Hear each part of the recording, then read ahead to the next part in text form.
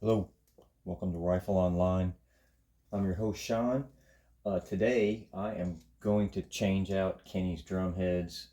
We have a show coming up on the 30th at Art Sanctuary. Matter of fact, that's our list. Um, these heads are beat to shit, especially his 14. It's the layers have separated. And I'm just going to show you how I change heads and how I tune them. I think that that's super important. And a lot of drummers that I hear really don't have their drums tuned appropriately. It makes such a difference to have a well-tuned drum. So I'm going to show you the steps that I use. I'm going to start with this 14. We're going to change the 14, the 18, and we're going to change out the 14-inch snare today as well.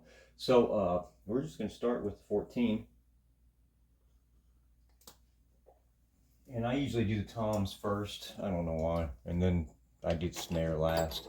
The snare doesn't take as much refinement because it's just cranked up pretty tight usually. So I'm just going to pull this off, and I will I'll cut to that. There's no reason for you to see me pull these lugs off.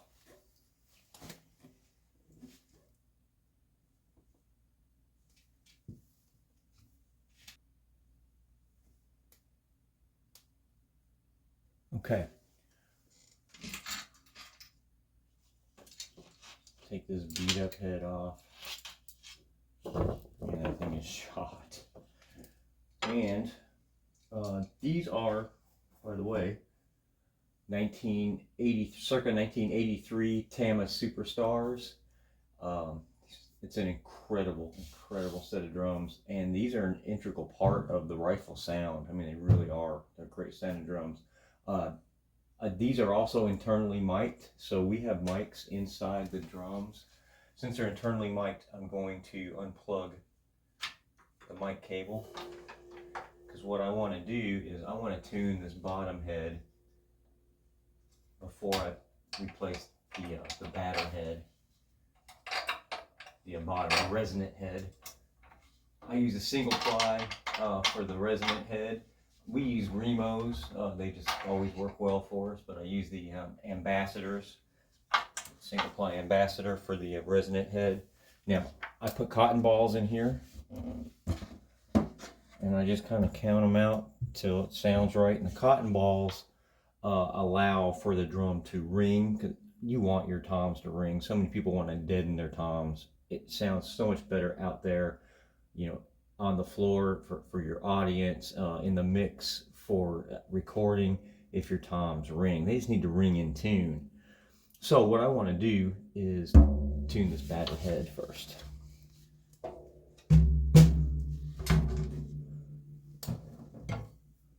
I go right around the rim.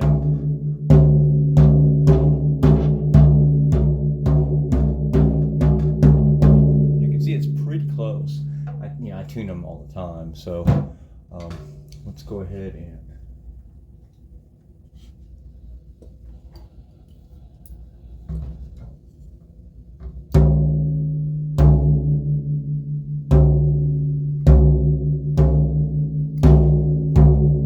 I know it's not going to come through too well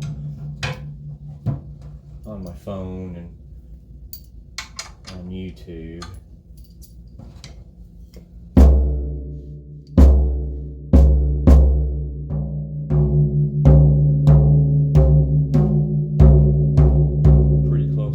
And I always tune the resonant head a little higher.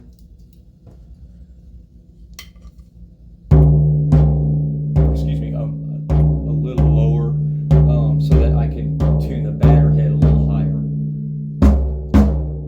That's good. Just so you can get more play off the stick on your batter head.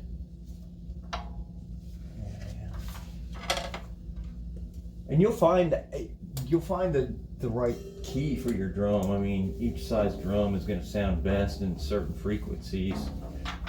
You can tune them to the right pitch. I used to tune these to a certain pitch. I don't anymore.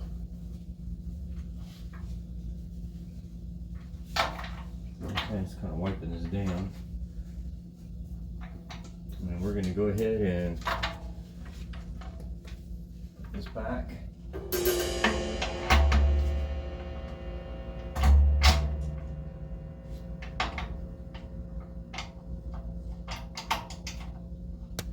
I always like to make sure it's back on the mount and secure before I put the head on. I'm going to go ahead and plug up the mic too, because I don't want to forget it later.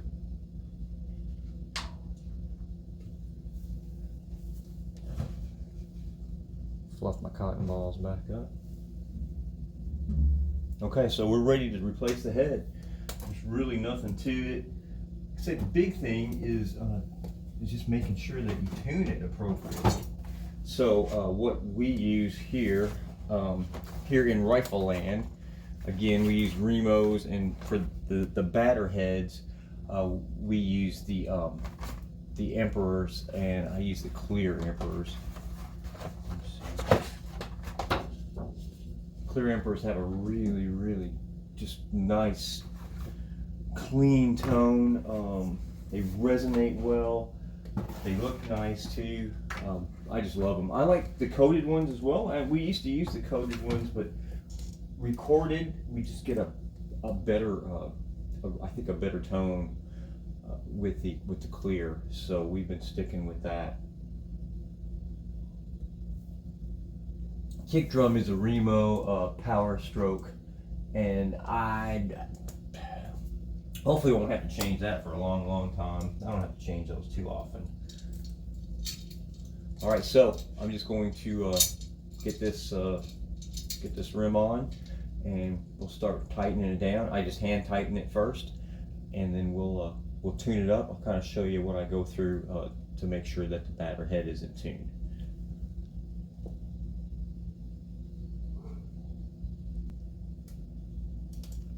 Okay, so I have everything hand tightened.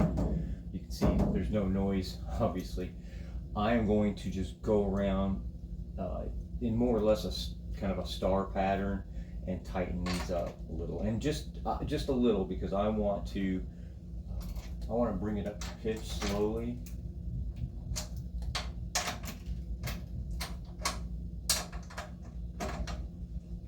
There's a lot of stretching that's going to take place with the head, and I want it to stretch fairly evenly. I mean, I don't know. They're pretty indestructible when they're new. I mean, don't get me wrong. But see how quickly it'll come up to some pitch for you, though. I always just tap them around. Now, once you get it more or less like this, more or less tight, I'm going to go ahead and take everything about a half a turn. That one's a little more. All the way around.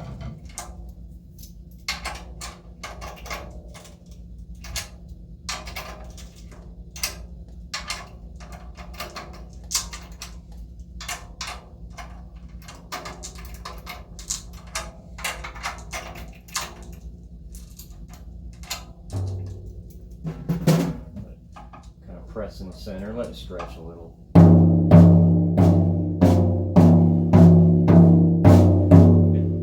Oddly, I mean that's almost in pitch. That sounds pretty good. It's tuned high, and I'm going to keep it tuned high because I'm going to let it stretch a little.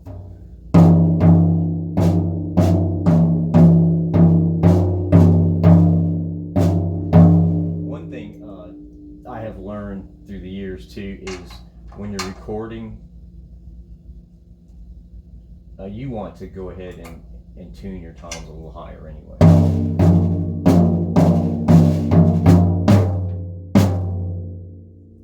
They'll sound so much better tuned high. It's just weird. So I am going to do this around the entire kit, and I'll show you the results here in a moment.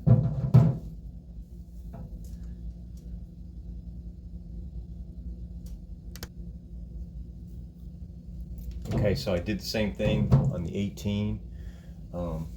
Everything's hand tightened, and I am just going to bring these up. Get a little pitch.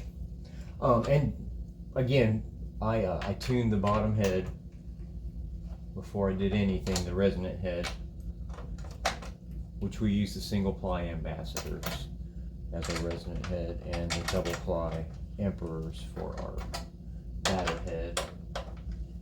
And they hold up really well. I mean, Kenny's a pretty hard hitter. Well, he's not crazy.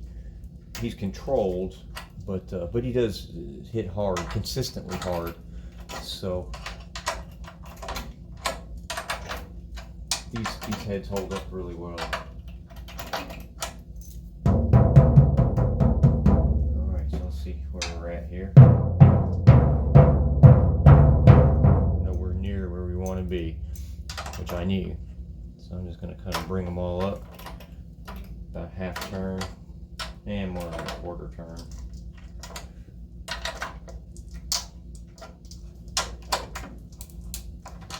Now I don't mute these heads other than they all have the cotton balls in there for the resonant head. On the 18, I sometimes will have to put one like piece of moon gel,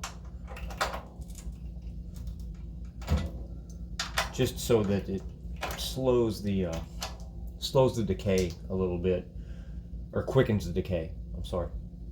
And then the snare, I do always put one piece of moon gel on the snare too, just to deaden it a little.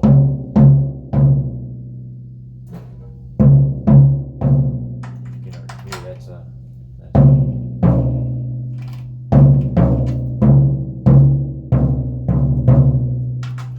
it's all pretty close actually.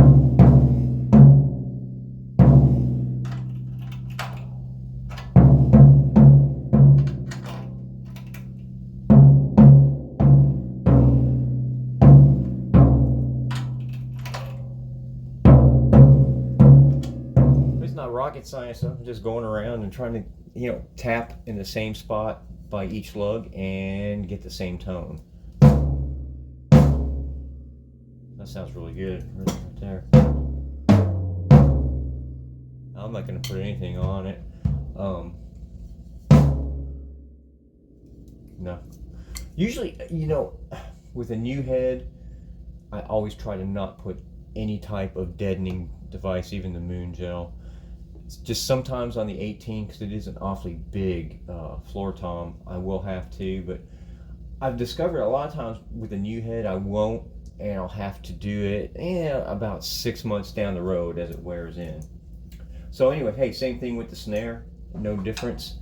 I'm gonna knock that out now.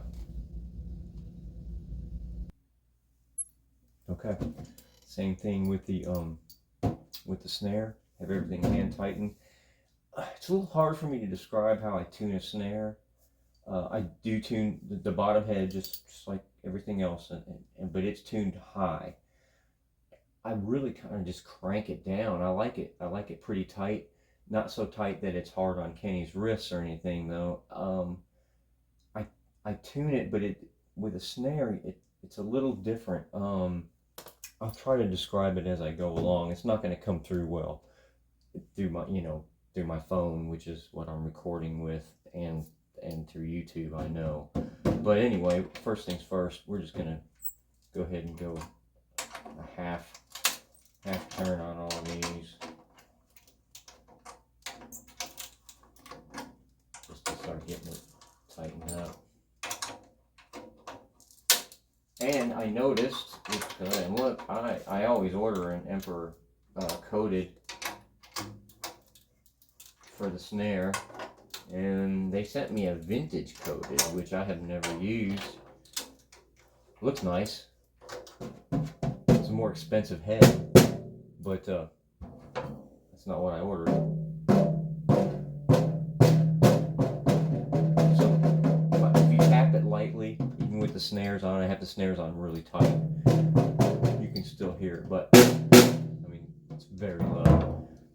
Pretty much what I want to do is just even it out.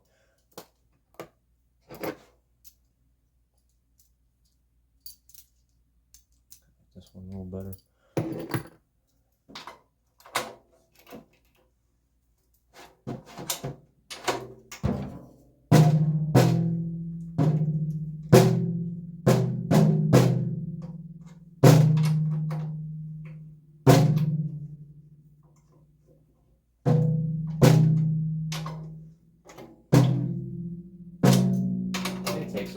while to get the snare right for me. I mean, it's the most important drum as far as it's consistently heard all the time. So I start out usually getting it tuned up low like that. It's not where I want it, but it's fairly tuned. So from here, I am going to go around and hit everything. Remember where you start. That's the best thing. So, you know, in this instance, I'm starting at 3 o'clock because these have more lugs. Usually your snare has more lugs than your tom, so it's easy to forget. I'm going to go around a half turn for each because, again, that's what we do with the snares here in rifle land. We like them to crack. And I love the sound of a maple snare. Like I said, this is 1983 Tama Superstar kit. The snare is a Tama, oh my goodness. It's a maple snare. It's a little newer. It's from the 90s. I want to say it's like a 91.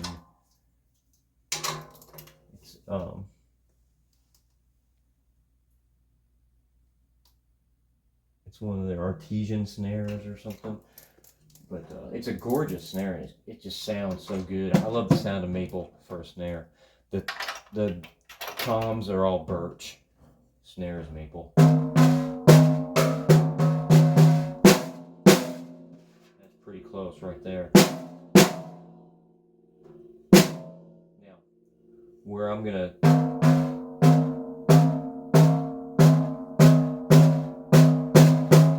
go from here is I'm going to fine tune a couple of these.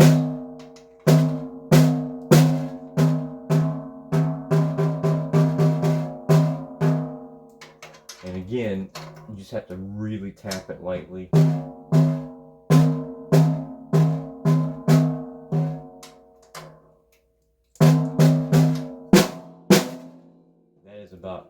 That's it.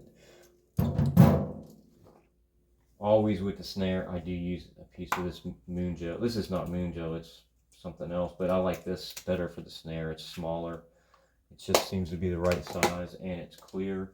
I always put it right here, right on top of the Remo crown, and it just seems to take care of any of the under and or overtones.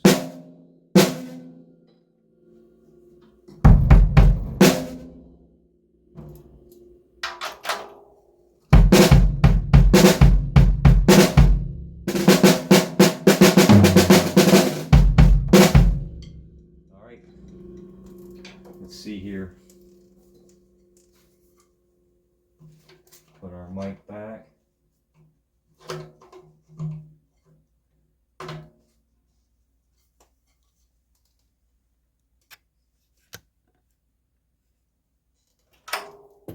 Everything should be fairly in tune.